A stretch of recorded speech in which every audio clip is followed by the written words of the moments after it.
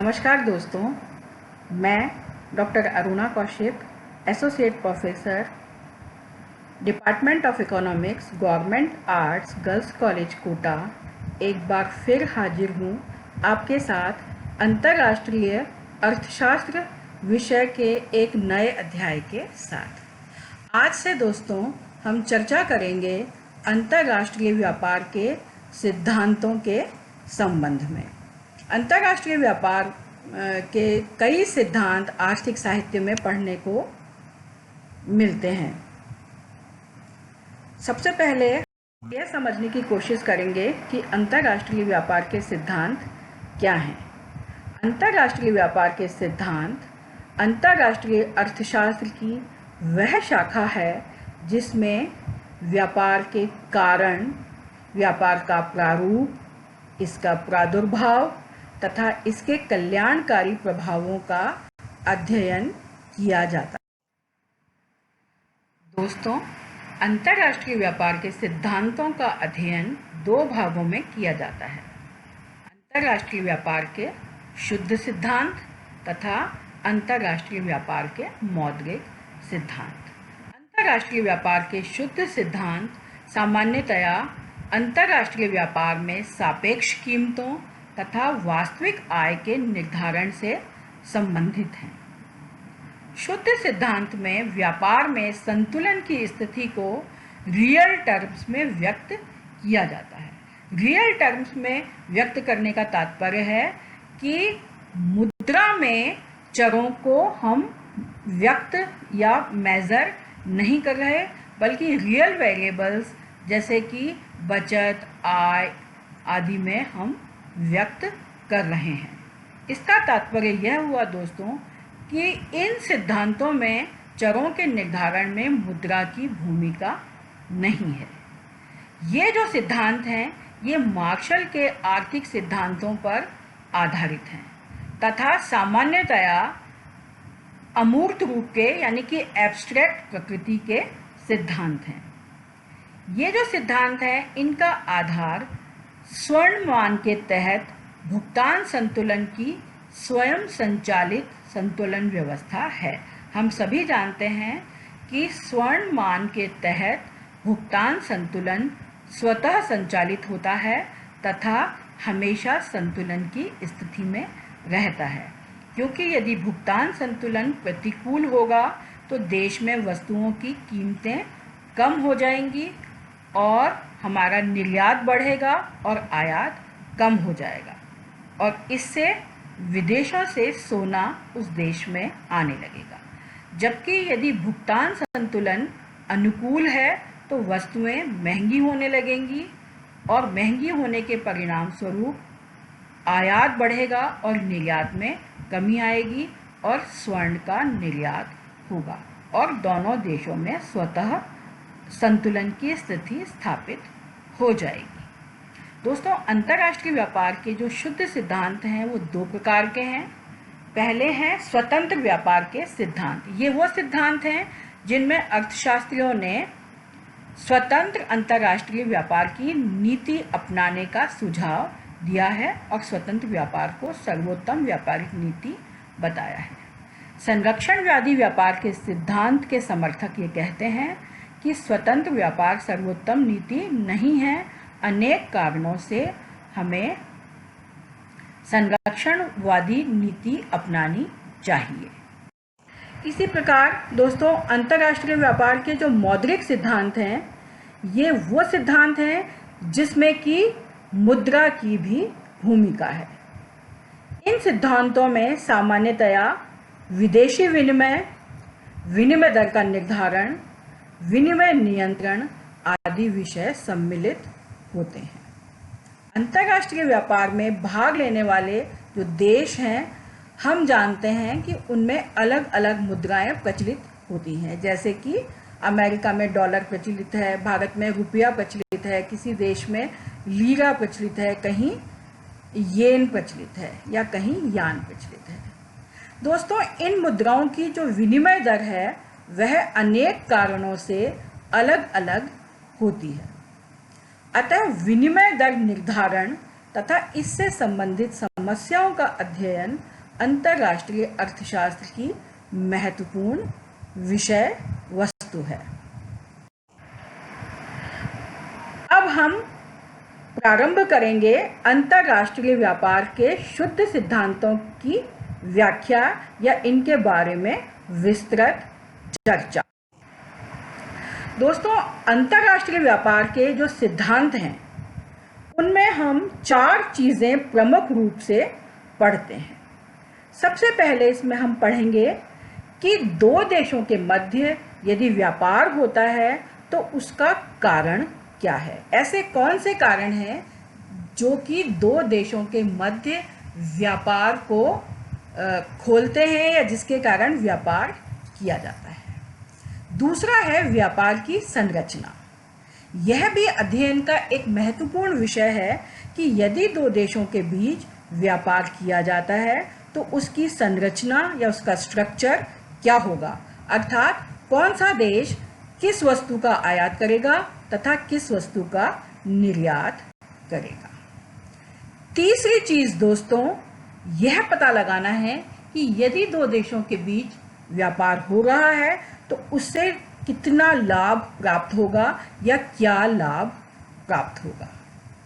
इसके अतिरिक्त हम यह भी जानना चाहते हैं कि 2 देशों के बीच यदि व्यापार किया जाता है या अंतर्राष्ट्रीय व्यापार होता है तो इसके क्या आर्थिक परिणाम होंगे, अर्थव्यवस्था पर इसके क्या प्रभाव पड़ेंगे, साथ ही आर्थिक नीति किस प्रकार की होनी चाहिए। तो विभिन्न अर्थशास्त्रियों ने ये जो प्रश्न है महत्वपूर्ण, इनके हल अपने अपने तरीकों से तथा अपने अपने तर्कों से खोजने की कोशिश या प्रयास किया है। दोस्तों, व्यापार के जो कारण हैं, व्यापार की दिशा है, उसकी संरचना है तथा इसके कल्याणकारी जो प्रभाव हैं उनके हल किस प्रकार से निकाल सकते हैं, उनकी विवेचना कैसे होगी, इस आधार पर अर्थशास्त्रियों ने अपने अपने सिद्धांत प्रस्तुत किए हैं। इसमें प्रमुख सिद्धांत हैं एडम स्मिथ का निरपेक्ष लाभ सिद्धांत। एडम स्मिथ एक परंपरावादी अर्थशास्त्री थे। उन्होंने निरपेक्ष लाभ सिद्धांत द्वारा अंतर्राष्ट्रीय व्यापार के फायदे बताए हैं। एडम स्मिथ के ही अनुयायी महान परंपरावादी अर्थशास्त्री डेविड रिकार्डो ने एडम स्मिथ के सिद्धांत को बढ़ाते हुए या उसका विस्तार करते हुए तुलनात्मक लागत सिद्धांत प्रस्तुत किया। इन दोनों परंपरावादी अर्थशास्त्रियों के जो आर्थिक सिद्धांत थे, इनको अनेक कारणों से कुछ आलोचनाओं का शिकार होना पड़ा। तो प्रसिद्ध अर्थशास्त्री हेबरलर ने परंपरावादी अर्थशास्त्रियों की श्रम लागत की अवधारणा को अवसर लागत से प्रतिस्थापित करते हुए अवसर लागत सिद्धांत प्रस्तुत किया। हेक्सर ओहलिन ने अंतर्राष्ट्रीय व्यापार का कारण श्रम लागत या अवसर लागत न होकर साधन संपन्नता में अंतर बताया और आधुनिक सिद्धांत प्रस्तुत किया। दोस्तों, सबसे पहले हम अंतर्राष्ट्रीय व्यापार का जो सबसे पुराना परंपरावादी सिद्धांत है एडम स्मिथ का निरपेक्ष लाभ सिद्धांत, उसके बारे में चर्चा करेंगे। दोस्तों, अंतर्राष्ट्रीय व्यापार के जनक या फाउंडर ऑफ इकोनॉमिक्स कहे जाने वाले प्रसिद्ध परंपरावादी अर्थशास्त्री एडम स्मिथ स्वतंत्र व्यापार के बहुत बड़े समर्थक थे। वे 18वीं सदी में प्रचलित संरक्षणवादी वाणिज्यिक विचारधारा के विरोधी थे। दोस्तों, जो वाणिज्यिक विचारधारा थी उसके अनुसार सोना, चांदी, बहुमूल्य वस्तुएं, वह धन ही किसी राष्ट्र की समृद्धि का प्रतीक है। वाणिज्यवादी मानते थे कि एक राष्ट्र को अपने निर्यातों को महत्व देना चाहिए तथा उन पर कर नहीं लगाना चाहिए, क्योंकि जब एक देश निर्यात करता है तो उसको उसके भुगतान के स्वरूप स्वर्ण की प्राप्ति होती है और देश में स्वर्ण का भंडार बढ़ता है। लेकिन अपने आयातों पर कर लगाना चाहिए, क्योंकि आयात के बदले में हमको सोना व बहुमूल्य धातुएं दूसरे देश को देनी पड़ती हैं और हमारा खजाना खाली होता है। एडम स्मिथ ने साथियों वाणिज्यिक विचारधारा का विरोध किया। एडम स्मिथ ने तर्क दिया कि किसी राष्ट्र के निर्यात ही उसके आयातों का भुगतान करते हैं। यदि एक राष्ट्र अपने आयातों पर रोक लगाएगा तो दूसरा राष्ट्र हमारे निर्यातों का भुगतान नहीं कर पाएगा। इससे हमारे निर्यात भी दीर्घकाल में कम हो जाएंगे। अतः एडम स्मिथ का यह मानना था कि दो देशों को अपने आयातों तथा निर्यातों दोनों को ही स्वतंत्र छोड़ देना चाहिए। स्वतंत्र व्यापार ही सर्वोत्तम आर्थिक नीति है। एडम स्मिथ की यह जो स्वतंत्र व्यापार की विचारधारा थी, यह ब्रिटेन की जो तत्कालीन औद्योगिक क्रांति थी उससे बहुत अधिक प्रभावित थी, या अपन यूं कह लें कि औद्योगिक क्रांति के प्रभाव से ही एडम स्मिथ की विचारधारा जन्मी और पल्लवित हुई। हम जानते हैं कि औद्योगिक क्रांति के परिणाम स्वरूप ब्रिटेन में बड़े पैमाने का उत्पादन शुरू हुआ। बड़ी बड़ी औद्योगिक इकाइयां पनपने लगी। दोस्तों, हमें पता है कि ब्रिटेन एक छोटा सा राष्ट्र है। वहाँ बहुत अधिक मात्रा में कच्चा माल उपलब्ध नहीं था तथा ब्रिटेन की जनसंख्या भी कम थी, अतः घरेलू मांग भी बहुत कम थी। तो ब्रिटेन में जो बड़े पैमाने का उत्पादन शुरू हुआ, तो उन बड़ी बड़ी औद्योगिक इकाइयों की मांग को देखते हुए स्वतंत्र व्यापार ही उस समय की मांग थी।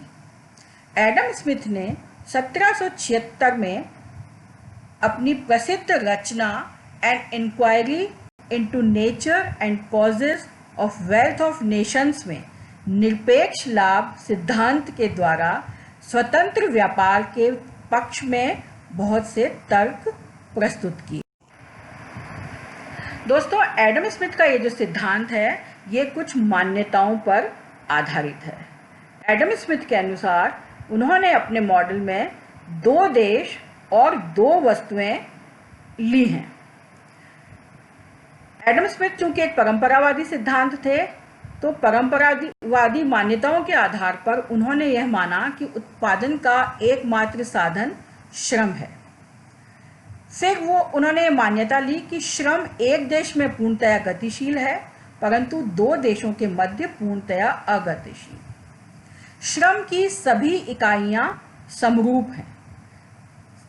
श्रम की सभी इकाइयां समरूप है, इसका तात्पर्य यह है कि सभी श्रमिक एक समान उत्पादकता से कार्य करने में सक्षम हैं। उत्पादन की कीमत साधन लागत में मापी जाती है। चूंकि श्रम ही उत्पादन का एकमात्र साधन है, अतः उत्पादन लागत श्रम लागत ही होगी।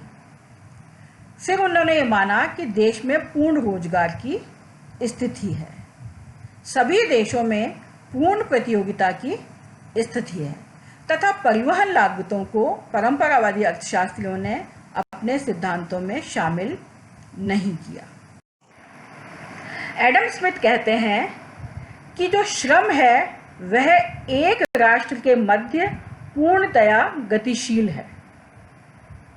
अतः मजदूरी की दर यदि विद्यमान है एक देश के मध्य, तो जिन स्थानों पर मजदूरी कम है वहां से मजदूरों का पलायन उन स्थानों की ओर होगा जहां पर मजदूरी अधिक है, क्योंकि हम ये मान के चलते हैं कि जो श्रमिक हैं वो विवेकशील हैं, तो कम मजदूरी के स्थान पर वे जहां पर अधिक मजदूरी प्राप्त है वहां जाकर रोजगार करेंगे। इससे उन स्थानों पर श्रम की पूर्ति मांग की तुलना में अधिक हो जाएगी और मजदूरी की दरों में गिरावट हो जाएगी। तो इससे मजदूरी की दर एक देश के अंदर समान स्थापित हो जाती है। परंतु दो राष्ट्रों के मध्य श्रम पूर्णतया अगतिशील है। इस कारण से यदि दो देशों में वस्तुओं की श्रम लागत में अंतर पाया जाता है तो यह अंतर बना रहेगा। यही श्रम लागत का अंतर अंतरराष्ट्रीय व्यापार का प्रमुख कारण है। तो एडम स्मिथ कहते हैं कि श्रम की अगतिशीलता ही दो देशों के मध्य उत्पादन लागत में अंतर का प्रमुख कारण है और यह लागत अंतर ही व्यापार का कारण है। विवेकपूर्ण व्यवहार की मान्यता के आधार पर प्रत्येक राष्ट्र को उस वस्तु का उत्पादन और निर्यात करना चाहिए जिसकी निरपेक्ष श्रम लागत उस देश में कम है तथा उस वस्तु का आयात करना चाहिए जिसकी निरपेक्ष श्रम लागत अधिक है। इसका तात्पर्य ये हुआ कि जो देश कपड़ा सस्ता बनाता है दूसरे देश की तुलना में उसको कपड़े का निर्यात करना चाहिए और जो देश गेहूं का उत्पादन सस्ता करता है उसको गेहूं का उत्पादन करना चाहिए। ऐसा करने से अंतर्राष्ट्रीय श्रम विभाजन तथा विशिष्टीकरण के कारण विश्व में वस्तुओं व सेवाओं के कुल उत्पादन में वृद्धि होगी। उदाहरण के लिए यदि ब्रिटेन और अमेरिका के मध्य व्यापार होता है और ब्रिटेन कपड़ा निरपेक्ष रूप से सस्ता उत्पादित करता है और अमेरिका गेहूं, तो ब्रिटेन अमेरिका को कपड़े का निर्यात करेगा तथा अमेरिका से गेहूं का आयात करेगा। ऐसा करने से विश्व में उत्पादन में वृद्धि होगी। दोस्तों, हम तालिका के माध्यम से इसे समझ सकते हैं। इस तालिका में दिखाया गया है कि यूएसए का जो श्रमिक है वो 1 घंटे यदि कार्य करता है तो 6 इकाई गेहूं का उत्पादन कर सकता है, जबकि यूके का श्रमिक 1 घंटे उत्पादन करता है तो 2 इकाई गेहूं का उत्पादन कर सकता है। इसका तात्पर्य यह हुआ कि यूएसए का जो श्रमिक है वो यूके के श्रमिक की तुलना में गेहूं के उत्पादन में 3 गुना अधिक कुशल या उत्पादक या सक्षम है। इसी प्रकार से इस तालिका में दर्शाया गया है कि यूएसए में जो श्रमिक है वो यदि 1 घंटे कार्य करता है तो 2 इकाई कपड़े का उत्पादन कर सकता है, जबकि यूके का श्रमिक यदि 1 घंटे कार्य करता है तो 6 इकाई कपड़े का उत्पादन कर सकता है। इससे यह पता चलता है कि यूके का श्रमिक यूएसए के श्रमिक की तुलना में कपड़े के उत्पादन में 3 गुना अधिक कुशल हैं।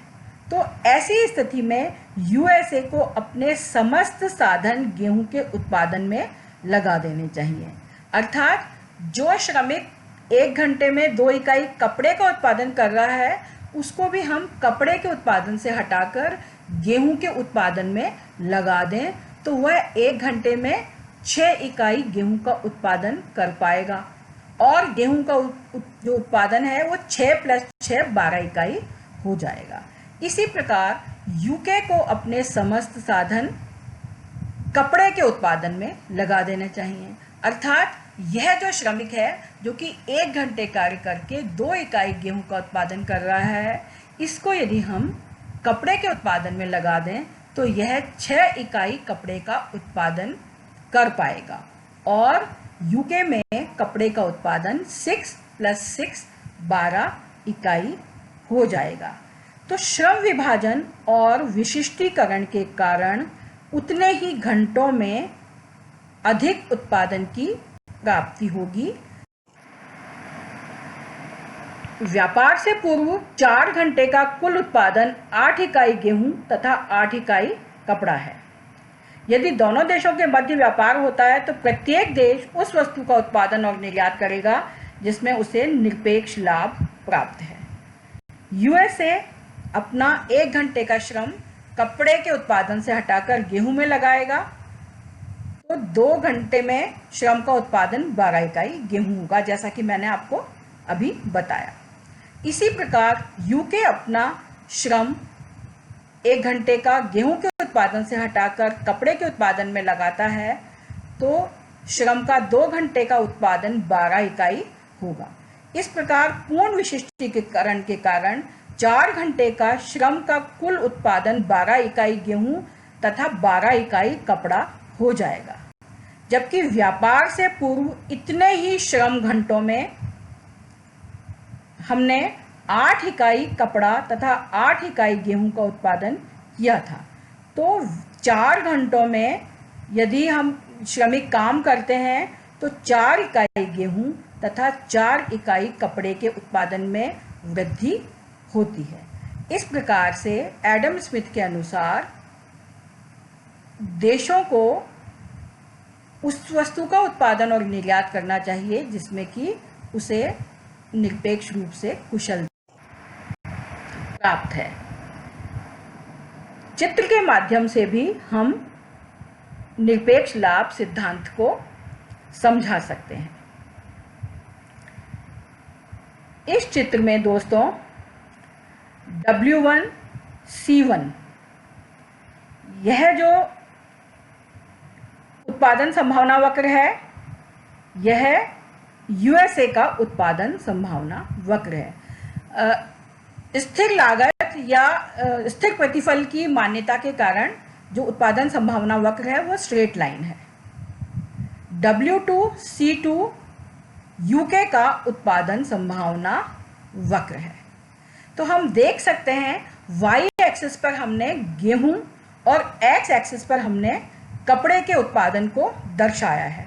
तो दोस्तों यूएसए अपने समस्त साधन यदि गेहूं के उत्पादन में लगाता है तो OW1 मात्रा में गेहूं का उत्पादन कर सकता है, जबकि यूके अपने समस्त साधन गेहूं के उत्पादन में लगाता है तो OW2 मात्रा में गेहूं का उत्पादन कर सकता है। तो हम देख सकते हैं कि यूके की तुलना में यूके का जो श्रमिक है उसको गेहूं के उत्पादन में कुशलता हासिल है और वह W2 W1 मात्रा में गेहूं का उत्पादन अधिक कर रहा है। इसी प्रकार से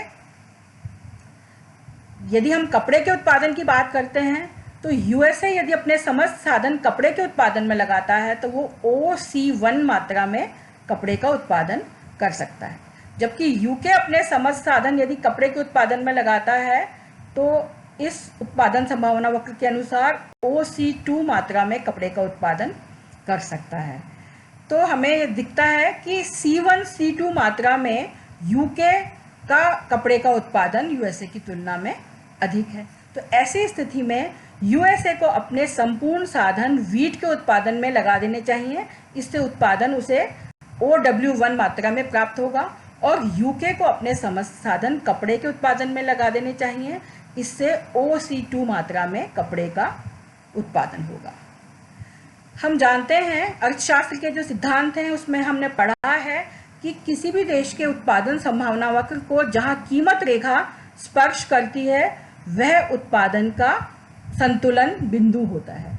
तो यूएसए का जो उत्पादन संभावना वक्र है उसको कीमत रेखा W1 C2 W1 बिंदु पर स्पर्श कर रही है, तो यह अमेरिका के लिए उत्पादन का बिंदु होगा, तथा C2 बिंदु पर यूके के उत्पादन संभावना वक्र को स्पर्श कर रही है, तो यह यूके का उत्पादन का बिंदु होगा।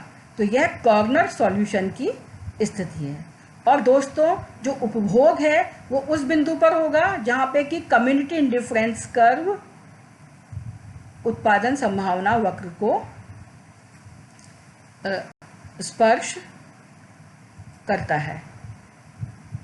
तो इसका मतलब उपभोग इस वाली प्राइस लाइन पर W1 C2 प्राइस लाइन पर दोनों देशों का कहीं होगा जहां उनके कम्युनिटी इंडिफरेंस कर्व इस प्राइस लाइन को स्पर्श करेंगे, जो कि स्वाभाविक रूप से दोनों देशों के जो उत्पादन संभावनाएं की सीमाएं हैं W1 C1 तथा W2 C2 उससे ऊपर हैं।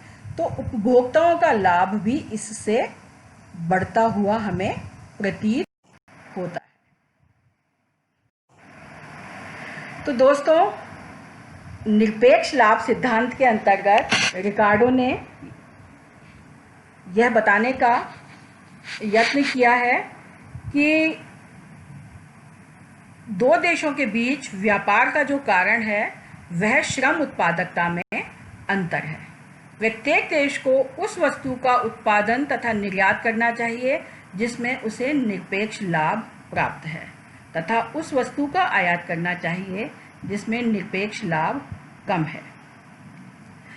अंतर्राष्ट्रीय श्रम विभाजन व विशिष्टीकरण के कारण वैश्विक उत्पादन में वृद्धि होगी। यह व्यापार से मिलने वाला लाभ है। व्यापार का परिणाम होगा पूर्ण विशिष्टीकरण, यानी कि एक देश केवल एक ही वस्तु में अपने समस्त साधन लगाएगा जिसमें कि उसे तुलनात्मक कुशलता हासिल है। और इस सिद्धांत के आधार पर एडम स्मिथ ने हमें यह सुझाव देने की कोशिश की है कि स्वतंत्र व्यापार ही सर्वोत्तम आर्थिक नीति है।